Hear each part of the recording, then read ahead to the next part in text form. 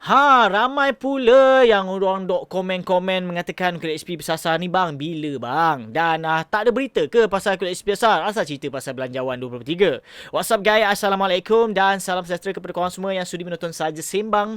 Okay, apa khabar semua? Sihat ke? Okay, so episod kali ini just nak share je lah, okay, maklumat-maklumat yang ada aku collect, okay, daripada berita-berita tertentu berkait dengan isu QXP bersasar lah, okay. Dan apa yang kaitan dengan isu QXP bersasar ni ada juga di-sharekan oleh Tuan Azmi. Cumanya kalau macam kita lihat melalui paparan ini, okay, setakat yang paling latest lah 22 jam yang lalu, okay, ataupun 23 jam yang lalu, QXP mencatatkan 1.5 juta ahli pencarum baru dan ini bermakna setiap tahun penambahan ahli QXP meningkat dan sangat bertepatan. Bagi membenarkan mereka seperti suri rumah ke, ibu ataupun bapa tunggal ke, ahli pencarum yang sudah lama tidak mencarum ke, dan pencarum aktif mencarum yang terkesan dibenarkan buat pengeluaran awal sebelum usia 55 tahun dan 30% bagi menampung kelangsungan hidup.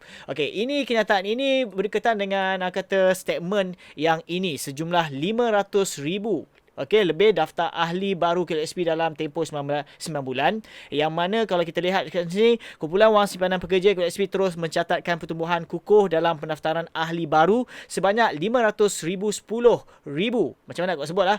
510,354 bagi tempoh Januari hingga September 2022 menjadikan jumlah ahli QXP pada 30 September 2022 sebanyak 15.61 juta. So, ini patutnya bagi peluang lah, okay, apa yang dimaklumkan oleh Tuan Azmi, bagi peluang lah bagi mereka golongan-golongan yang di-highlightkan dalam usul tersebut, antaranya suri rumah, ibu ataupun bapa tunggal, ataupun mereka yang dah lama tak mencarum, ataupun mereka yang mencarum, okay, tetapi disebabkan kata gaji mungkin tak setimpal dengan gaji yang selepas pandemik ini, mungkin boleh keluarkan sebanyak 30% mengikut pada keadaan tertentu lah. Maksud aku dari segi baki lah. Okay, itu ceritanya. Tetapi ada cerita lain pula pasal dividen. Cerita pasal dividen ni ada yang mengatakan, sabarlah, sebab dia kait dengan dividen. Sebab itulah orang kata mungkin takkan dapat kot Disember ni disebabkan orang kata QXP nak kira dividen. So takkanlah dia nak keluar Disember. Itu yang banyak kita lihat lah, video-video yang fake, okay, ataupun video-video palsu yang mengatakan Disember ni akan diberi kelulusan. Sedangkan itu bukannya berita yang betul. Okey, cumanya kalau kita lihat pada dividen, ini posting-posting yang lama lah. Okey, sebab apa? Sebelum ni pakar ekonomi jangka kadar dividen QXP lebih rendah untuk 2022, kata beliau. Okey, cumanya kalau kita lihat ada request, diharapkan dengan kerajaan yang baru. Ini waktu aku share tadi tu, itu berdasarkan artikel bertarikh 21 Jun. Itu sebelum pembubaran parlimen.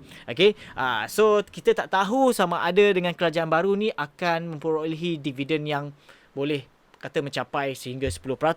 Ini tak pasti lagi. Cumanya kalau kita lihat kat situ apa yang dimaklumkan oleh pakar ekonomi, macam luar lah jangkaan. Tapi kalau kita lihat dalam posting yang kata terkini juga semalam lah kiranya, yang mana mengatakan QXP catat pendapatan pelaburan kasar 39.31 bilion bagi 9 bulan pertama 2022.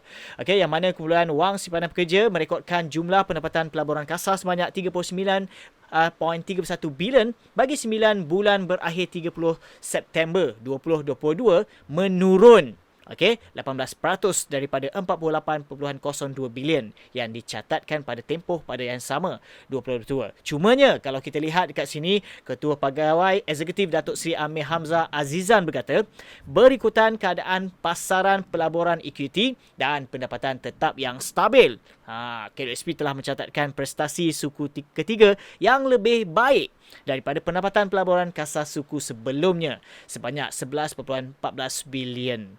Terdapat kebimbangan bahawa kadar faedah yang lebih tinggi akan mendorong kepada kemelesetan global ditambah dengan risiko geopolitik yang berterusan dan kenaikan kadar faedah oleh Rizab Persekutuan AS Okay, the Fed. Okay, tapi kalau kita ikutkan statement ni pernah dikeluarkan, okay, pada kenyataan-kenyataan sebelum ini. Takut-takut akan berlaku macam ni. Tapi tiba-tiba keluar juga kan tuntutan tu. Okay, cumanya aku just nak maklumkan kepada korang. Okay, harap sabar. Okay, dari segi dividen tu kita tidak pasti lagi. Tunggulah pengiraannya untuk tahun 2022 yang akan diumumkan juga nanti pada tahun hadapan. Kita tak tahu bila tarikhnya, tapi kebiasaannya dalam bulan 2-3 macam itulah. Okay, so diharap adalah kata berita-berita gembira, bukan di samping tuntutan itu sendiri, tapi di samping kata kadar dividen yang okay, mungkin orang kata memberansangkan lah boleh dikatakan. Okay, cumanya aku nak maklumkan kepada korang berita-berita yang berkait dengan orang kata bagusnya prestasi, keuntungan QSP dan sebagainya bukan bermaksud dia saja je nak keluarkan, dan boleh orang lain, especially siapa yang buat tuntutan, boleh ambil point kat situ. Tidak. Sebenarnya dia nak tengok dan memberitahu kepada semua pencarum ataupun dunia kat luar sana bahawa apa yang disediakan platform QSP ini berkaitan dengan mencarumnya dan sebagainya, sebenarnya memberi manfaat yang begitu baik, bagus, bukan sahaja kepada QSP sendiri tetapi kepada semua pencarum-pencarum kat luar sana. Itu maksud tersiratnya, bukan bermaksud sahaja nak keluarkan untuk bagi point dekat NGO ni boleh ambil point kat sini, untunglah banyak, bolehlah keluarkan. Dia macam tu. Tak, sebenarnya nak bagi tahu juga di sebalik itu untuk mengatakan sebenarnya QSP ni membawa keuntungan yang bagus. Itu dia nak cakap. Okey, itu saja yang aku dapat kongsikan dalam episod kali ini. Diharap sikit sebanyak memberi info yang terkini dan perkongsian dalam channel Saja Sembang. Bagi korang yang masih lagi belum subscribe ke channel ini guys, please klik button subscribe dan jangan lupa share dan juga like. Viewers di TikTok, jangan lupa follow channel Saja Sembang. Aku Faizwan. Assalamualaikum.